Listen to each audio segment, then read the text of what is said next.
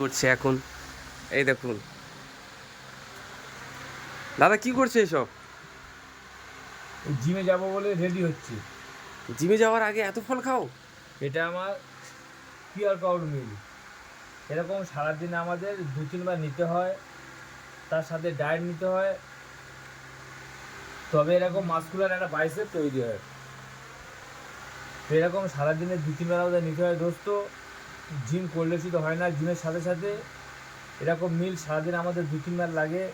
ডিম মিনিমাম 10 থেকে 15টা ডিম লাগে, চিকেন লাগে। তো আশা করি তোমরা বুঝতে পেরেছো বডি বানানোর জন্য কী কী খেতে হবে। আমি দেখালাম, এটা আমার ফার্স্ট মিল। জিমে যাবার 1 ঘন্টা আগে এই মিলটা খেয়ে যাই, তবে সাইজগুলো বাড়বে, চওড়া হবে, যেরকম চাইছো সেরকম হবে। আশা করি তোমরা স্টার্ট করো, এই মিলটা অল্প দিনে রেজাল্ট পাবে। তো এখানে শেষ করলাম। ভিডিওটা ভালো লাগলে like, share, comment. Thank you. দাদা শেষ করার আগে সমস্ত বডি বিল্ডিং যারা নিউ কামার আছে তাদের থেকে আমার একটা কোশ্চেন আছে দাদা, আবদার। এই আবদারটা হচ্ছে যে এতগুলো পিওর কাউডে আপনি যে ফল খেয়ে যাচ্ছেন এর উপকারিতা কি কি এর একটু বললে। উপকারিতা, আমরা জিমে যাই দোস্ত, জিমের সঙ্গে লোহার সঙ্গে গিয়ে মারামারি করি। তা লোহা জব্দ করতে গেলে আশা করি এই মিলটা আমাদের করে যেতে হবে, তবে লোহা জব্দ হবে।